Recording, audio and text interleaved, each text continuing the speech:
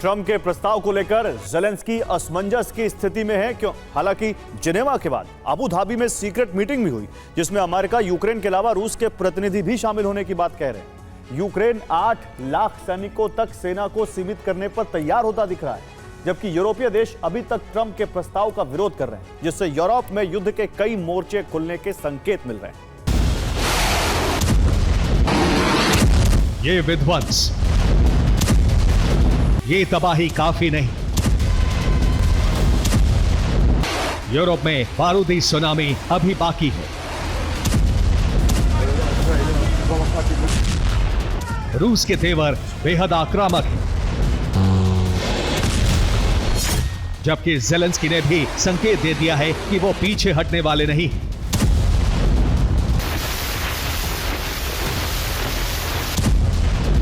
यानी यूरोप में युद्ध का विस्तार होने वाला है।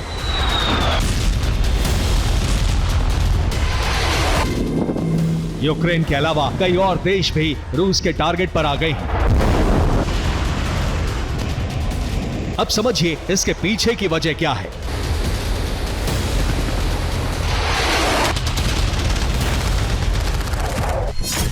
पहली वजह है ट्रंप के प्रस्ताव पर यूरोपीय देश असहमत हैं। दूसरी वजह है जिनेवा वार्ता में यूक्रेन ने कई पॉइंट पर एतराज जताया।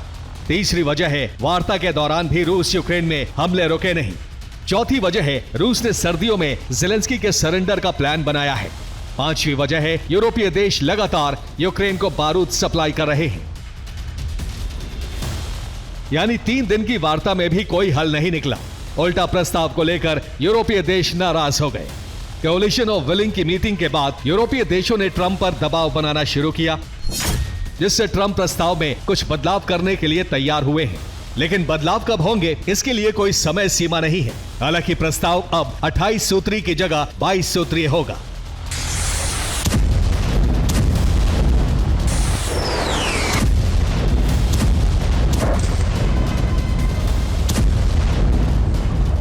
लेकिन उन 22 मुद्दों पर सहमति बनेगी, इसके कोई आसार नजर नहीं आ रहे हैं। हालांकि यूरोपीय देश सुरक्षा गारंटी मांग रहे हैं, जिस पर अमेरिका की तरफ से कोई संकेत नहीं दिया गया। हालांकि जिनेवा के बाद अबू धाबी में भी अमेरिका और यूक्रेन के बीच सीक्रेट बातचीत हुई, जिसमें युद्ध विराम प्रस्ताव को लेकर चर्चा की गई।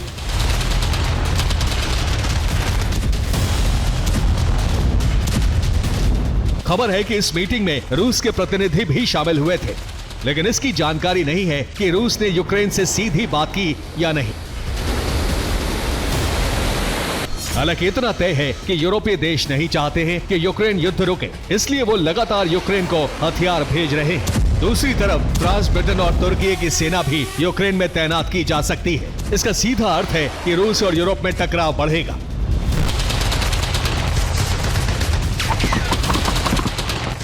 यूरोपीय सैनिकों की यूक्रेन में अगर मौजूदगी हुई तो रूस का बौखलाना तय है। फिर रूस कहीं भी हमले कर सकता है।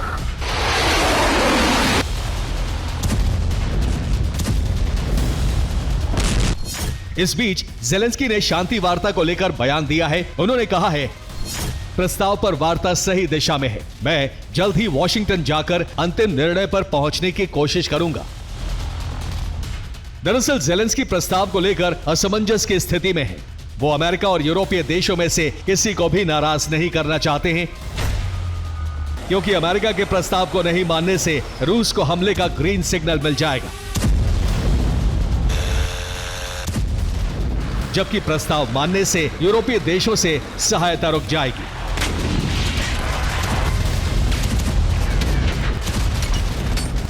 वैसे भी ट्रंप के प्रस्ताव से रूस को ज्यादा फायदा होता दिख रहा है। इसी वजह से रूस ने अभी तक प्रस्ताव को लेकर कोई विरोध दर्ज नहीं कराया है।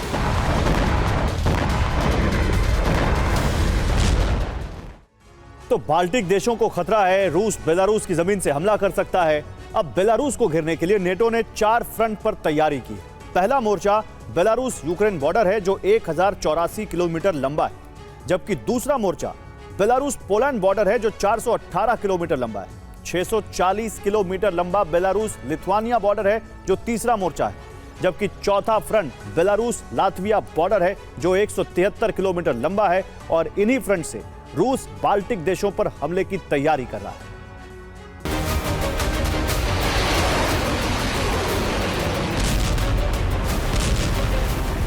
रूस के आक्रामक तेवर देखते हुए ब्रिटेन कभी भी फ्रंट लाइन पर आ सकता है। वो लगातार यूक्रेन को इंटेलिजेंस दे रहा है।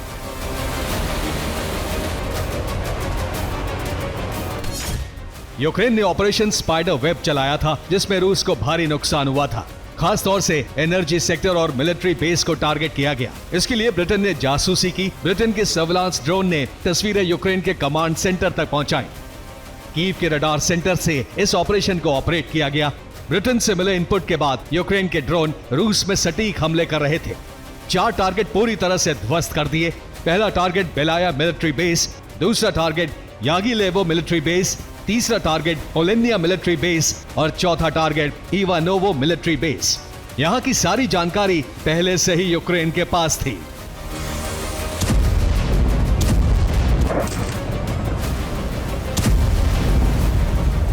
जैसे हालात यूरोप में बन रहे हैं, उससे लग रहा है जेनेवा वार्ता भी अलास्का वार्ता की तरह विफल हो जाएगी। हालांकि अगले 3-4 दिन में ज़ेलेंस्की ट्रंप से मिलने अमेरिका जा सकते हैं। उस वक्त तय होगा कि ज़ेलेंस्की प्रस्ताव के कितने पॉइंट पर सहमत हो सकते हैं। लेकिन अभी तो हालात काफी खौफनाक हैं। इस बीच ट्रंप के विशेष दूत विटकॉफ पुतिन से बात कर सकते हैं ताकि प्रस्ताव के लिए तैयार किया जा सके।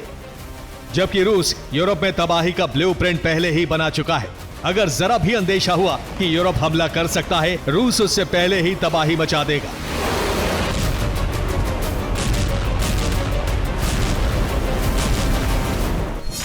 यूक्रेन के काउंटर में पुतिन ने यूरोप में न्यूक्लियर तबाही की स्क्रिप्ट तैयार की है, जिसकी शुरुआत बेल्जियम से होगी। बेल्जियम में 3 न्यूक्लियर रिएक्टर हैं, जिनमें से 2 अभी एक्टिव हैं।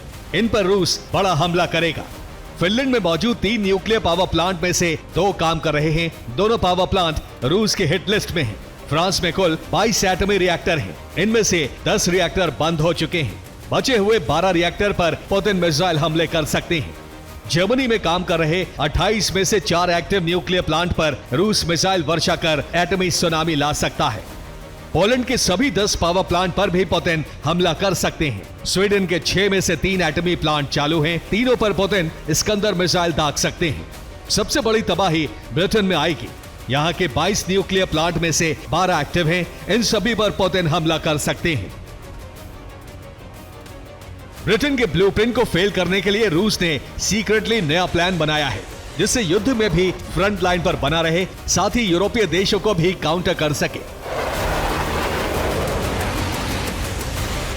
लेकिन सबसे विध्वंसकारी कदम है कि रूस अब यूरोपीय देशों में प्रॉक्सी हमले करा सकता है। लेकिन रूस अभी कुछ दिन शांति प्रस्ताव के लिए इंतजार कर सकता है, क्योंकि ट्रंप के प्रस्ताव से पुतिन को लंबा युद्ध लड़े बिना बड़ा फायदा हो सकता है। Bureau report, TV9 Bharatvarsh.